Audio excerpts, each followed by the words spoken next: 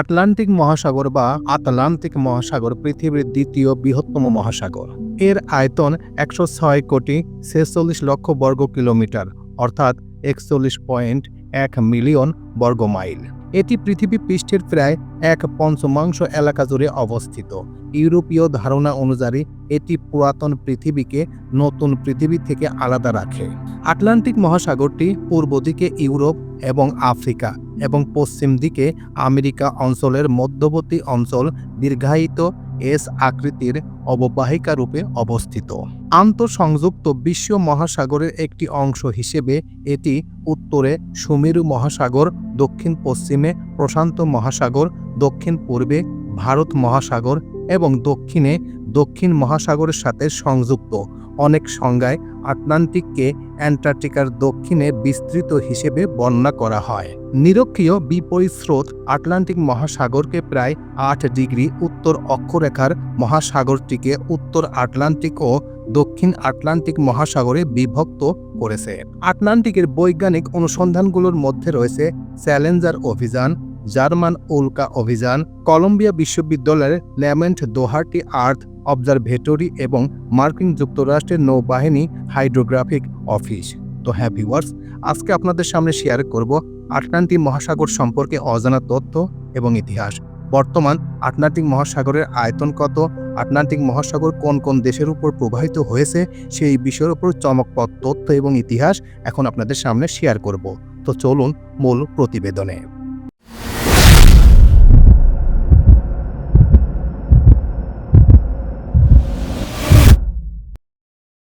Atlantic মহাসাগরের ব্যুৎপত্তি।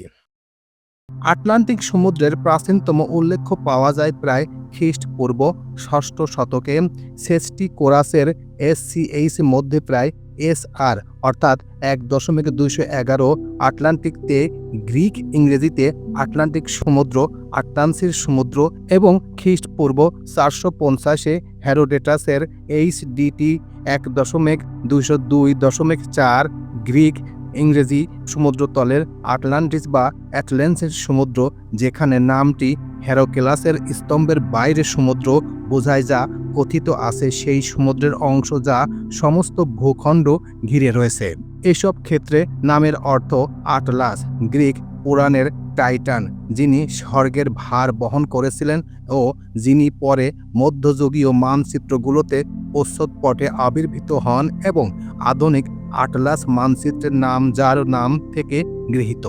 অন্যদিকে প্রাচীন গ্রিক নাবিকদের কাছে এবং ইলিয়াড ও ওডিসির মতো প্রাচীন গ্রিক পৌরাণিক সাহিত্য এইসব পরিবেষ্টক মহাসাগর আকেয়ানাস নামে পরিচিত ছিল, যা পৃথিবীকে নদীর মতো ঘিরে রেখেছে। গ্রিকদের কাছে এবং সুপরিচিত ছিল ভূমধ্য সাগর এবং কৃষ্ণ সাগর। আটলান্টিক শব্দটি মূলত বোঝাতো মরক্কোর আটলাস পর্বতমালা এবং জিভাল্টার প্রণালী ও উত্তর আফ্রিকান উপকূলে দ্বারা বেষ্টিত সমুদ্রকে। কয়েক মিলিয়ন বছর আগে প্যানজিয়া অতিমহাদেশকে ঘিরে থাকা বিশাল প্যানথেলেসা সমুদ্রের জন্য বিজ্ঞানীরা গ্রিক শব্দ পুনরায় ব্যবহার করেছেন। প্রাচীন ইথিওপিয়া থেকে উদ্ভট ইথিওপিয়ান মহাসাগর শব্দটি ১৯ শতকের মাঝামাঝি পর্যন্ত দক্ষিণ আটলান্টিকের ক্ষেত্রে প্রয়োগ হয়েছিল। আবিষ্কারের যুগে আটলান্টিক ইংরেজি মানচিত্র প্রস্তুতকারকদের কাছে বিশাল পশ্চিমী মহাসাগর হিসেবেও পরিচিত ছিল। প্রায়ই ব্রিটিশ এবং আমেরিকান বক্তারা উত্তর আটলান্টিক মহাসাগর বোঝাতে মিউসিস বা বিদ্রুপাত্মক ভঙ্গিতে পুকুর শব্দটি ব্যবহার করত। এই শব্দটি ১৬৪০ সালে প্রথম দিকে প্রথম চার্লসের রাজত্বকালে প্রথম প্রকাশিত হয় পামফ্লেটের মুদ্রণ্য এবং ১৮৬৯ সালে নেহেমিয়া ওয়েলিংটনের এই বিশাল পুকুর কথাটি আটলান্টিক মহাসাগরকে বোঝাতে প্রথম চার্লসের স্বরাষ্ট্র সচিব ফ্রান্সিস উইন্ডবার্গ পুনরায় ব্যবহার করেন। বিস্তার এবং তথ্য।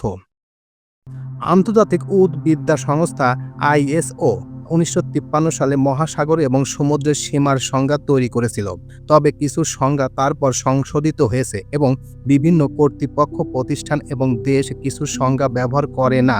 উদাহরণস্বরূপ CIA ওয়ার্ল্ড ফ্যাক্টর বুক একইভাবে মহাসাগর এবং সমুদ্রের বিস্তার এর সংখ্যা আলাদা আলাদা। আটলান্টিক মহাসাগর পশ্চিম, উত্তর এবং দক্ষিণ আমেরিকা দ্বারা বেষ্টিত। এটি ডেনমার্ক প্রণালী, গ্রিনল্যান্ড সাগর, নরওয়েজীয় সাগর এবং বেরেন্টাস সাগর দ্বারা সুমেরু মহাসাগরের সাথে যুক্ত। পূর্ব দিকে সমুদ্রের যথাযথ সীমানা হলো ইউরোপ জিব্রাল্টার প্রণালী, যেখানে এটি ভূমধ্য সাগরের সাথে একটি প্রান্তীয় সাগরের সাথে এবং আদতেও কৃষ্ণ সাগরের সাথে যুক্ত। উভয় সাগরেই এশিয়াকে স্পর্শ করে এবং আফ্রিকাকেও। দক্ষিণ পূর্বে আটলান্টিক 20 ডিগ্রি পূর্ব মেরিডিয়ান বরাবর, যা আগলহাস আন্তরীপ থেকে দক্ষিণে অ্যান্টার্কটিকা পর্যন্ত বিস্তৃত, ভারত মহাসাগরে মিলিত হয়। 1953 সংজ্ঞায় এটি অ্যান্টার্কটিকার দক্ষিণে বিস্তৃত ছিল, তবে পরবর্তীকালে মানচিত্রগুলোতে এটি দক্ষিণ মহাসাগরের কাছে 60 ডিগ্রি সমান্তরালে সীমিত হয়। আটলান্টিকের উপকূলে বিভিন্ন প্রকারের অসংখ্য উপসাগর এবং সাগর রয়েছে। এগুলোর মধ্যে রয়েছে বাল্টিক সাগর, কৃষ্ণ সাগর, ক্যারিবীয় সাগর, ডেভিস প্রণালী, ডেনমার্ক প্রণালী, ড্রেক জলপথের অংশ বিশেষ, মেক্সিকো উপসাগর, লাভার্টার সাগর, ভূমধ্য সাগর, উত্তর সাগর, নরওয়েজীয় সাগর, স্পর্শিয়া সাগরে প্রায় পুরোটা এবং অন্যান্য ছোটখাটো জলভূমি। এই সকল প্রান্তীয় সাগরগুলোর অন্তর্ভুক্ত করা হলে আটলান্টিকের উপকূলের মোট দৈর্ঘ্য হয় 11,18,066 কিলোমিটার, অর্থাৎ 69,510 মাইল, যেখানে প্রশান্ত মহাসাগরের 13,56,063 কিলোমিটার, অর্থাৎ 84,297 মাইল। এর আয়তনে 310,41,09,000 ঘন কিলোমিটার, অর্থাৎ 74,47,01,500 ঘন মাইল, যা পৃথিবীর সমুদ্রের মোট আয়তনের 23.3%। প্রান্তীয় সমুদ্র বাদ দিয়ে আটলান্টিক 81,76,00,000 বর্গ কিলোমিটার, অর্থাৎ 31,57,00,000 বর্গ মাইল জায়গা দখল করে আছে এবং আয়তন 305,81,01,900 ঘন কিলোমিটার, অর্থাৎ 73,36,08,200 ঘন মাইল। উত্তর আটলান্টিক 41,49,000 বর্গ কিলোমিটার, অর্থাৎ 16,20,000 বর্গ মাইল, অর্থাৎ 11.5, এবং দক্ষিণ আটলান্টিক 40,27,00,000 বর্গ কিলোমিটার, অর্থাৎ 15,55,00,000 বর্গ মাইল, 11.1% জায়গা দখল করে আছে। গড় গভীরতা 3646 মিটার, অর্থাৎ 11,962 ফুট, এবং সর্বাধিক গভীরতা পুয়ের্তো রিকো খাতের মিলওয়াকি গহ্বর, অর্থাৎ 8,376 মিটার, অর্থাৎ 27,480 ফুট। আটলান্টিক মহাসাগরের বৃহত্তম সমুদ্র। আটলান্টিক মহাসাগরের সাথে অনেকগুলো সাগরের মিলিত হয়েছে। সেই সাগরগুলো হলো সার্গোসা সাগর, ক্যারিবীয় সাগর, ভূমধ্য সাগর, গিনি উপসাগর, মেক্সিকো উপসাগর, নরওয়েজীয় সাগর, হাডসন উপসাগর, গ্রিনল্যান্ড সাগর, আর্জেন্টিনীয় সাগর, লাবার্টার সাগর, আর্মিঙ্গার সাগর, বাফিন উপসাগর, উত্তর সাগর, কৃষ্ণ সাগর, বাল্টিক সাগর, লিবিয়ান সাগর, আজব সাগর, বখনিয়া বে, ভেনেজুয়েলা উপসাগর, ক্যাম্পে উপসাগর, লিউ উপসাগর, মারমারা সাগর, ওয়াডেন সাগর, দ্বীপমালা সাগর ইত্যাদি। সমুদ্রতল। আটলান্টিকের সমুদ্রতল মধ্য আটলান্টিক শৈলশিরা MR নামক একটি ধ্রুব পর্বতশ্রেণী দ্বারা অধ্যুষিত। এটি 87 ডিগ্রি উত্তর বা উত্তর মেরুর 300 কিলোমিটার 190 মাইল দক্ষিণ থেকে 54 ডিগ্রি দক্ষিণে কুমেরু গ্রোভেত দ্বীপে অবধি বিস্তৃত। MR-এর উচ্চতা বেশিরভাগ জায়গায় 2000 মিটার, অর্থাৎ 6,600 ফুট অবধি গেছে, তবে দুটি স্থানে এর চুক্তি হয়েছে: নিরক্ষীয় অঞ্চলের নিকটবর্তী রোমান্সে খাত এবং 53 ডিগ্রি উত্তরে গিগলস ফাটল এলাকা। MAR হলো পানিতলের মধ্যে প্রতিবন্ধক, তবে এটি দুটি চ্যুতিতে গভীর পানির স্রোতগুলো একদিকে থেকে অন্যদিকে যেতে পারে। সমুদ্র তলদেশ। আটলান্টিকের মহাদেশীয় তাকগুলোর নিউফাউন্ডল্যান্ড দক্ষিণ আমেরিকার দক্ষিণ প্রান্ত এবং উত্তর পূর্ব ইউরোপ পর্যন্ত প্রশস্ত।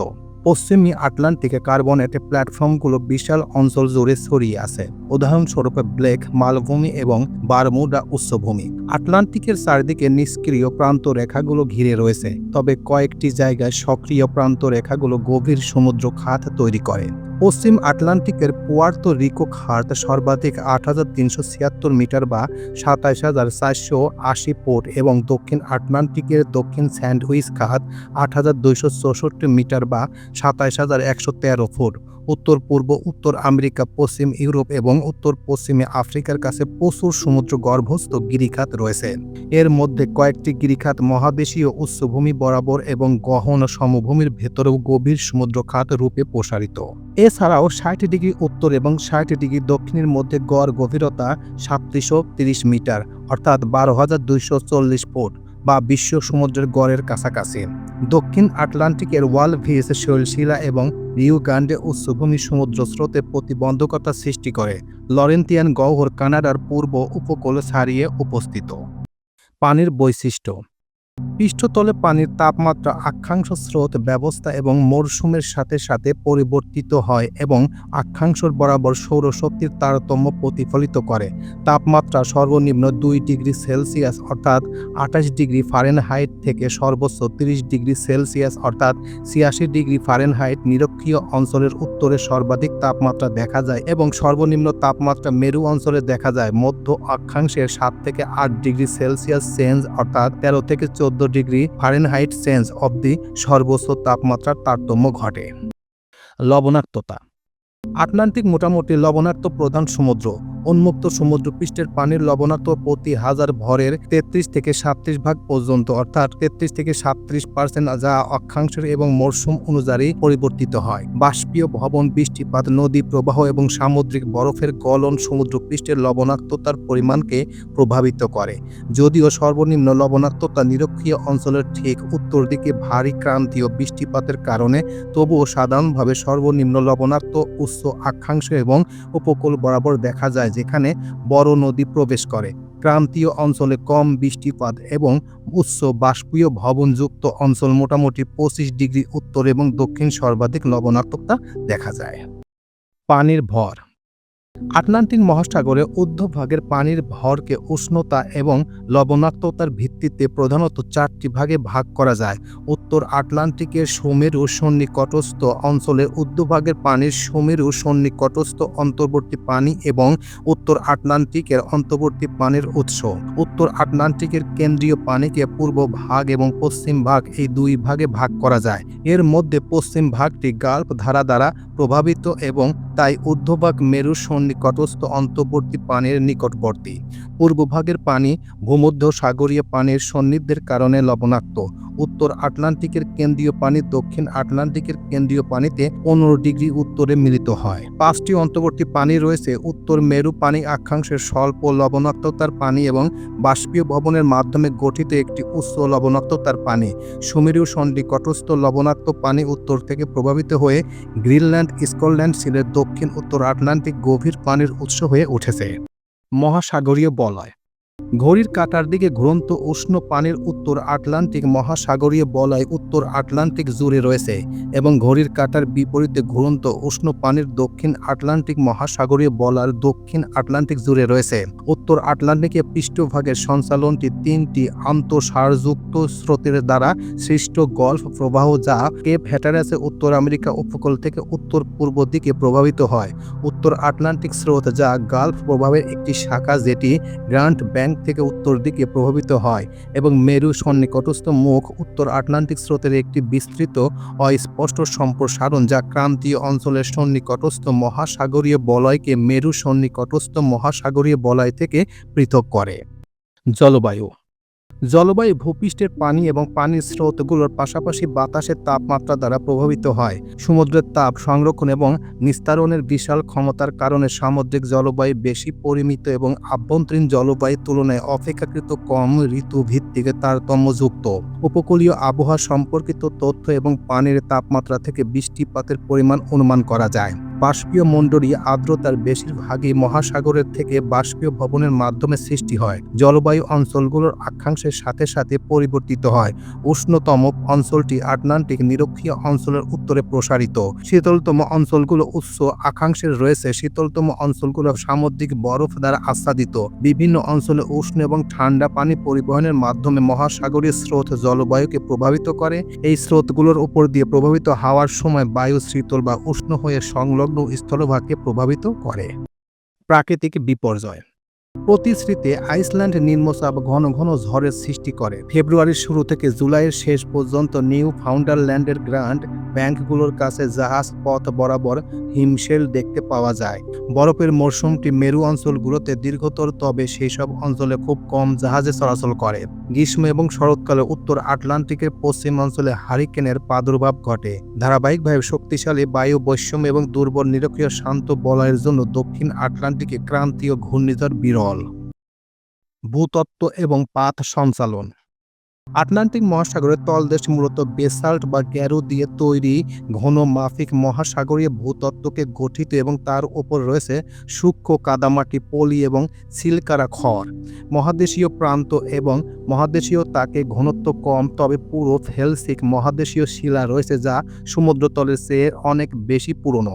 আটলান্টিকের প্রাচীনতম সামুদ্রিক ভূতত্ত্বটি ১৪৫ মিলিয়ন বছর পুরনো এবং আফ্রিকার পশ্চিম উপকূল এবং উত্তর আমেরিকার পূর্ব উপকূল বা দক্ষিণ আটলান্টিকের দুপাশে অবস্থিত। অনেক জায়গায় মহাদেশীয় বালু স্তরে এবং মহাদেশীয় নদী পুরু পলির স্তরে আবৃত থাকে। মধ্য আটলান্টিক উত্তর আমেরিকা এবং উত্তর পশ্চিম আফ্রিকার মধ্যবর্তী মধ্য আটলান্টিক প্যানিজিয়ার বিচ্ছেদ শুরু হয়েছিল ট্রায়াসিক যুগের শেষের দিকে এবং জুরাসিক যুগের শুরুর দিকে অববাহিকা উন্মুক্ত হয়েছিল। এই সময়কালে আটলাস পর্বতমালার উত্থানের প্রথম পর্যায়টি দেখা যায়। অতি মহাদেশীয় প্যানজিয়ার প্রথম ভাঙনের মাধ্যমে আটলান্টিক মহাসাগর উন্মুক্ত হতে শুরু করে। উভয় ঘটনা শুরু হয়েছিল মধ্য আটলান্টিক ম্যাগম্যাটিক প্রদেশ বা সিএমপি এবং বিস্ফোরণের ফলে, যা পৃথিবীর অন্যতম বড় বিলুপ্তির ঘটনা। ট্রায়াসিক জুরাসিক বিলুপ্তির ঘটনার সময় পৃথিবীর অন্যতম বৃহত্তম আগ্নেয় প্রদেশ ছিল। উত্তর Atlantic Iberia, Newfoundland, Porcupine, North America, Eurasia, Greenland, Eurasia, উত্তর আমেরিকা। সমুদ্র তলদেশ প্রসারণের ফলে ভূতাত্ত্বিক বৃদ্ধি পায় এবং খাত পোলল অববাহিকার সৃষ্টি হয়। দ্য রকাল খায়াত ১০৫ থেকে ৮৪ মিলিয়ন বছর আগে উন্মুক্ত হয়েছিল। প্রায় ৬১ মিলিয়ন বছর আগে লাবার্টার সাগর উন্মুক্ত করে প্রসারণ শুরু হয়েছিল, যা ৩৬ মিলিয়ন বছর আগে অবধি অব্যাহত ছিল। ভূতাত্ত্বিকগণ দুটি ম্যাগমেটিক পর্যায় উল্লেখ করেন। একটি ৬২ থেকে ৫৮ মিলিয়ন বছর আগে গ্রিনল্যান্ডকে উত্তর ইউরোপ থেকে বিচ্ছিন্ন করতে শুরু করে এবং দ্বিতীয়টি ৫৬ থেকে ৫২ মিলিয়ন বছর আগে বিচ্ছেদের সম্পূরক করে। দক্ষিণ আটলান্টিক পশ্চিম গন্ডোয়ানার দক্ষিণ আমেরিকা এবং আফ্রিকা বিভক্তি ক্রিটেসিয়াস যুগের প্রাথমিক পর্যায়ে দক্ষিণ আটলান্টিক গঠনের সূচনা করেছিল। দুটি মহাদেশের উপকূল রেখার আপাতত দৃষ্টিতে একে অপরের সাথে সামঞ্জস্যপূর্ণ। এই সামঞ্জস্য প্রথম চোখে পড়ে যখন মানচিত্রের প্রথম দক্ষিণ আটলান্টিককে অন্তর্ভুক্ত করা হয়েছিল। ১৯৬৫ সালে প্রথম কম্পিউটার সহায়ক প্লেট টেকটনিক পুনর্গঠনের সময় এটি একটি বিষয় ছিল।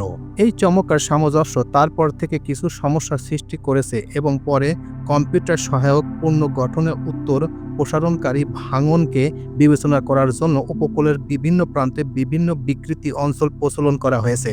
উভয় মহাদেশীয় প্লেটকে সাব প্লেট বিভক্ত করার জন্য আন্তঃমহাদেশীয় চ্যুতি এবং বিকৃতির প্রচলন করা হয়েছে। ভূতাত্ত্বিকভাবে দক্ষিণ আটলান্টিকে ৪টি বিভাগে বিভক্ত করা যেতে পারে। রোমান্সে চ্যুতি অঞ্চলে RFZ ১০ ডিগ্রি থেকে নিরক্ষীয় বিভাগ, RFZ থেকে ফ্লোরিয়ানো পোলিস চ্যুতি অঞ্চলে, RFZ থেকে ওভাল ভিস শ্রেণী অনুযায়ী রিও গ্র্যান্ডে উচ্চভূমির উত্তরে মধ্যে কেন্দ্রীয় বিভাগ, RFZ থেকে আগোলান্স ফকল্যান্ড চ্যুতি অঞ্চলে, RFZ এর মধ্যে দক্ষিণ বিভাগ এবং RFZ এর দক্ষিণ ফকল্যান্ড বিভাগ। তো এই ছিল মোটামুটি আমাদের আজকের প্রতিবেদন। উপরোক্ত প্রতিবেদন থেকে আমরা একটা জিনিসই বুঝলাম যে আটলান্টিক মহাসাগর পৃথিবীর মধ্যে যতগুলো মহাসাগর রয়েছে তার মধ্যে দ্বিতীয় স্থানে অবস্থান করছে এই আটলান্টিক মহাসাগর।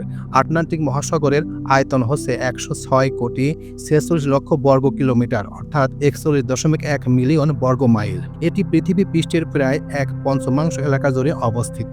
ইউরোপীয় ধারণা অনুযায়ী এটি পুরাতন পৃথিবীকে নতুন পৃথিবী থেকে আলাদা রাখে। এছাড়াও পৃথিবীর মধ্যে সবচেয়ে বড় মহাসাগর হচ্ছে প্রশান্ত মহাসাগর, আর দ্বিতীয় স্থান অবস্থান করছে এই আটলান্টিক মহাসাগর। তো আটলান্টিক মহাসাগর সম্পর্কে যে তথ্যগুলো দিলাম, এই তথ্যর মধ্যে যদি কোনো প্রকার ভুল থাকে তাহলে অবশ্যই ক্ষমা সুন্দর দৃষ্টিতে দেখবেন। তো এই প্রতিবেদনটি যদি আপনাদের কাছে একটুখানি ভালো লেগে থাকে তাহলে অবশ্যই লাইক, কমেন্ট, শেয়ার করবেন। তো সবাইকে ধন্যবাদ জানিয়ে এখানেই শেষ করছি। আল্লাহ হাফেজ।